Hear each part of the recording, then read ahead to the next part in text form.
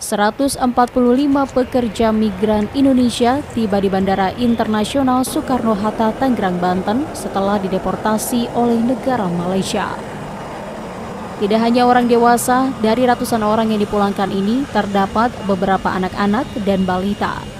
Mereka diamankan lantaran masuk ke Malaysia tanpa dilengkapi dengan dokumen yang sah dan masuk lewat jalur tikus melalui Kepulauan Batam.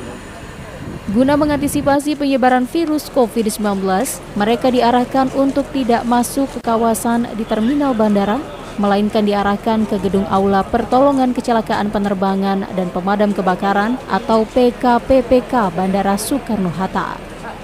Tidak hanya itu, para pekerja migran ini juga diharuskan melakukan pemeriksaan COVID-19 secara ketat sebelum dibawa ke rumah sakit Wisma Atlet untuk dilakukan karantina selama 5 hari.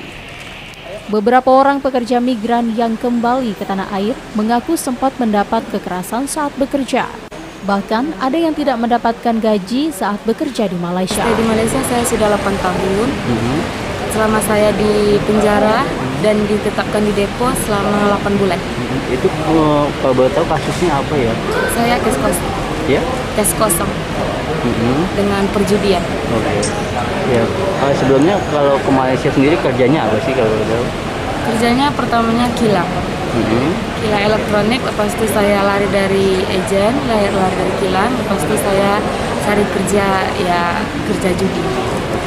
Selain karena melanggar dokumen, pemulangan para pekerja migran ilegal dilakukan karena mereka rentan tertular COVID-19 saat berada di rumah tahanan imigrasi Malaysia. 45, ada 3 ibu-ibu dan 3 anak balita. Problem yang mereka hadapi, ini problem klasik. Pertama misalnya, mereka rata-rata mengalami double penalty.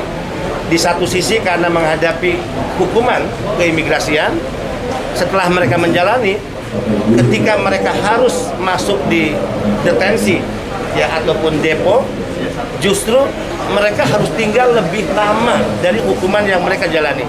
Rencananya Kementerian Luar Negeri melalui Kedutaan Besar Republik Indonesia Kuala Lumpur, Malaysia akan memulangkan 7.200 pekerja migran Indonesia secara bertahap. Ariel Maranus dan Taufik Saleh melaporkan dari kota Tangerang, Banten.